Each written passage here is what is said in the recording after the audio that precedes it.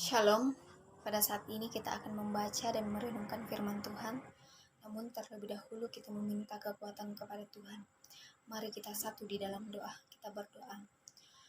Ya Tuhan Allah Bapa kami di dalam kerajaan surga, pemilik kehidupan kami, tak henti-hentinya ya Bapa kami datang tunduk di hadapan hadirat-Mu, mengucap syukur atas segala berkat yang telah Kau limpahkan kepada kami. Di mana nyata Tuhan pada saat ini kami akan membaca dan mendengarkan sebagian kecil dari kebenaran firman Tuhan. Kuasai kami dengan Roh Kudus-Mu Tuhan. Semoga kami boleh mengerti tentang kebenaran firman Tuhan. Ya Tuhan, berkati juga hamba-Mu yang akan memberitakan firman-Mu. Kuasai hamba-Mu dengan kuasa Roh Kudus-Mu, sehingga hamba-Mu boleh berkata-kata sesuai dan seturut dengan kehendak Tuhan. Bersabdalah ya Tuhan, karena kami sudah siap mendengarkan. Dalam nama Tuhan Yesus kami berdoa kepada-Mu. Amin. Pembacaan kita pada saat ini terambil dari Ibrani 5 ayat yang pertama sampai ayat yang ke-10. Saya akan membacakan Ibrani 5 ayat yang pertama sampai ayat yang ke-10.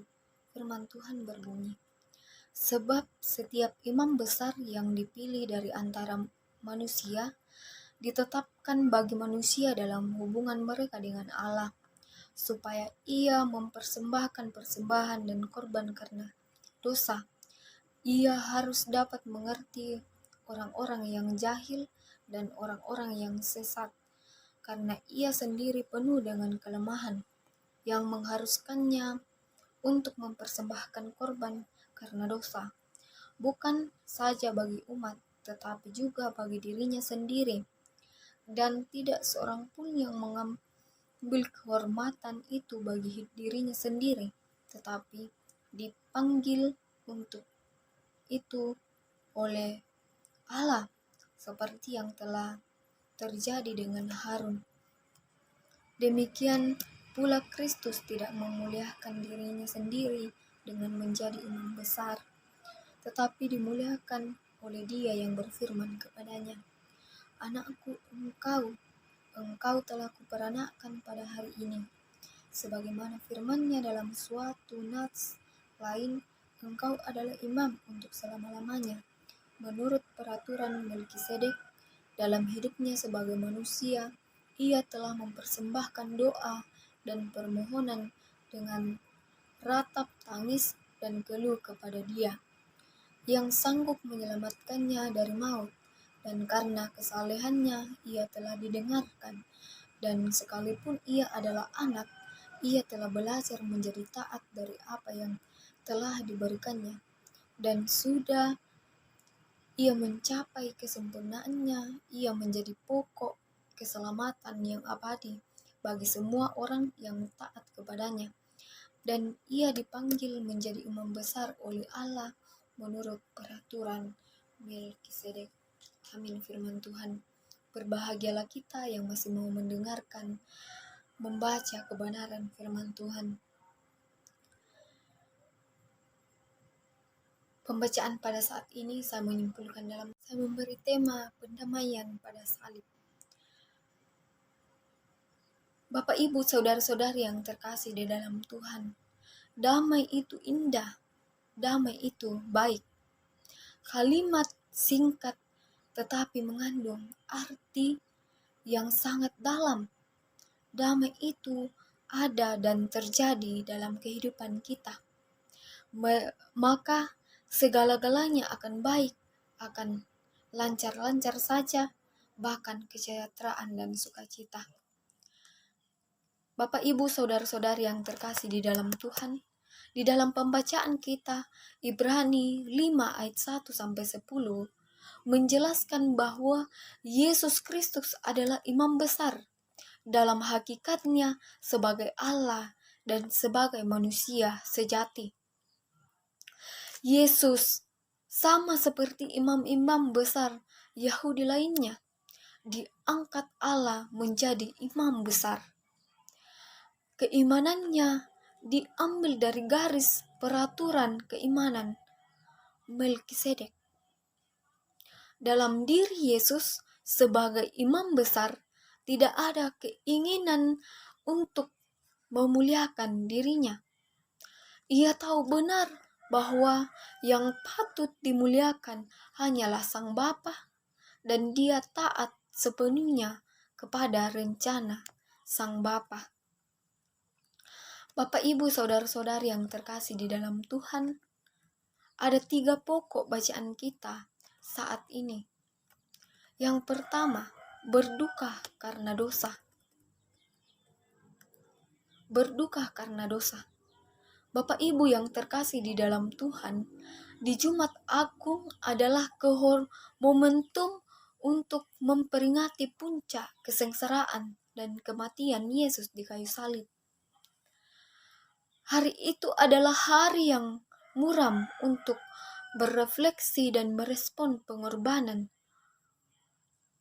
agung yang Kristus lakukan untuk menebus dosa manusia.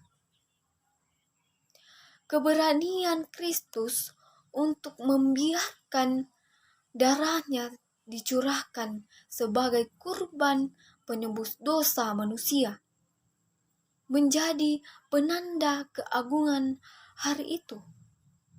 Dia menaruh seluruh dosa-dosa kita di kayu salib dan menanggungnya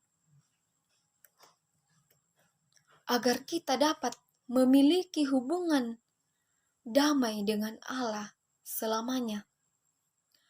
Tanpa pengorbanannya, kita semua akan lenyap dan berpisah dari Tuhan dan rahmat kasih-Nya selamanya. Bapak, Ibu, saudara-saudari yang terkasih di dalam Tuhan, Jumat Agung juga bermakna bahwa kita dikuatkan untuk memikul salib kehidupan. Cobaan yang berat, sama seperti Kristus, sama seperti Yesus. Pada momentum Jumat Agung, biasanya jemaat mengenakan pakaian serba gelap. Namun hal itu sering disalahartikan sebagai simbol kedukaan karena kematian Yesus.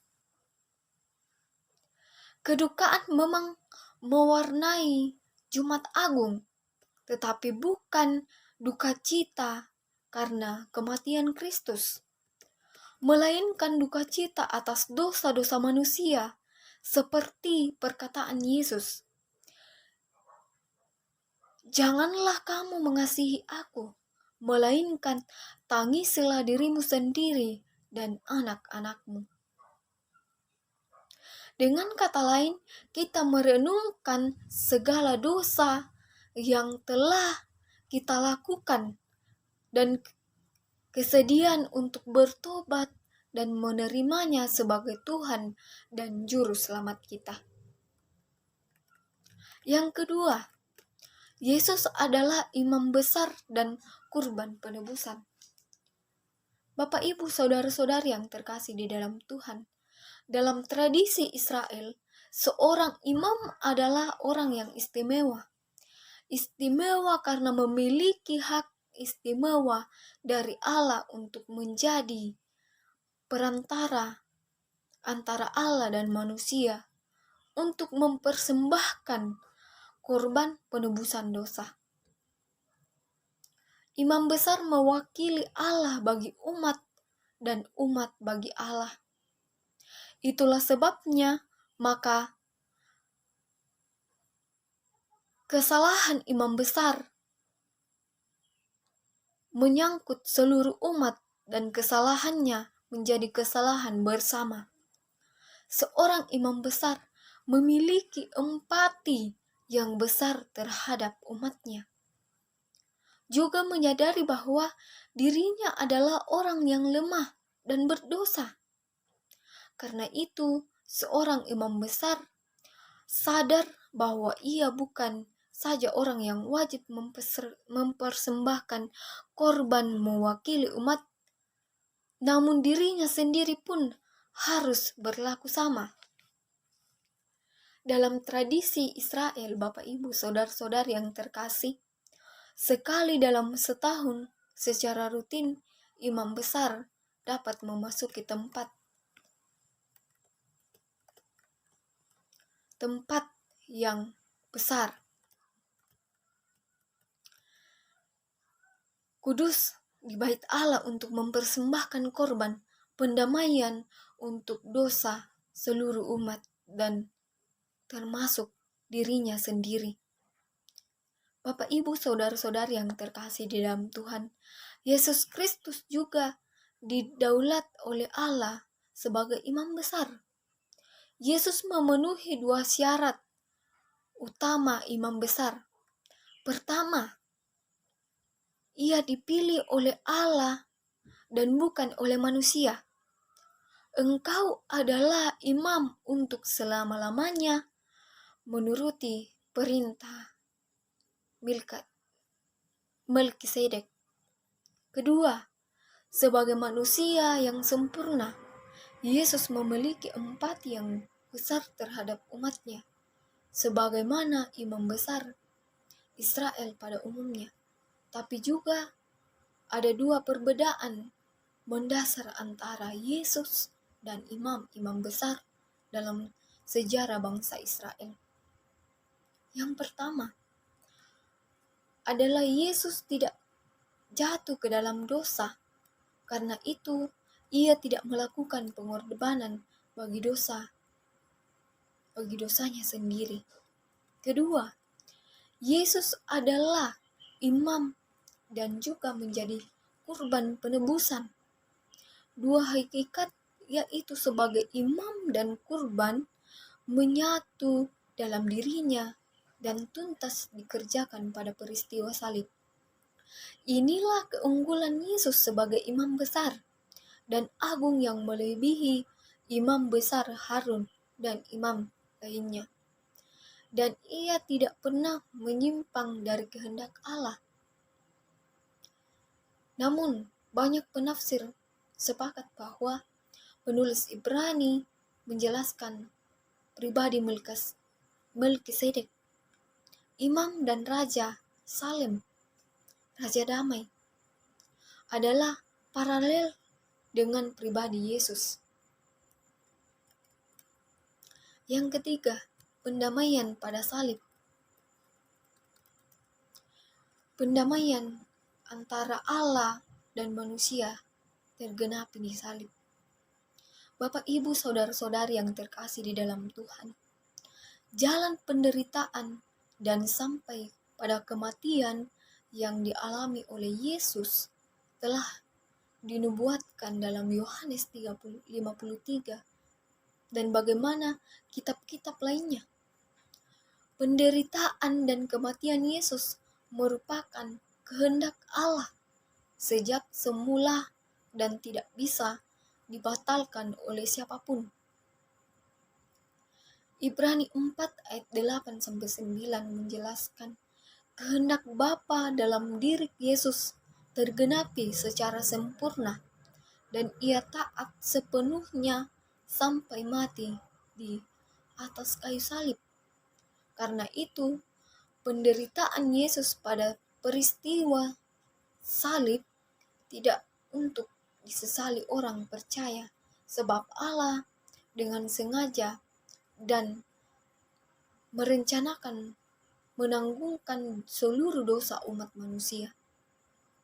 Ke atas bahu Kristus, Allah menetapkan keselamatan seluruh umat manusia atas dasar penebusan dan hanya Yesus Kristus yang dapat memuliakan kembali hubungan umat manusia dengan Allah yang rusak oleh karena dosa, kembali ke tempat yang dirancang oleh Allah sebelumnya sebagai ciptaan amat baik di hadapan Allah.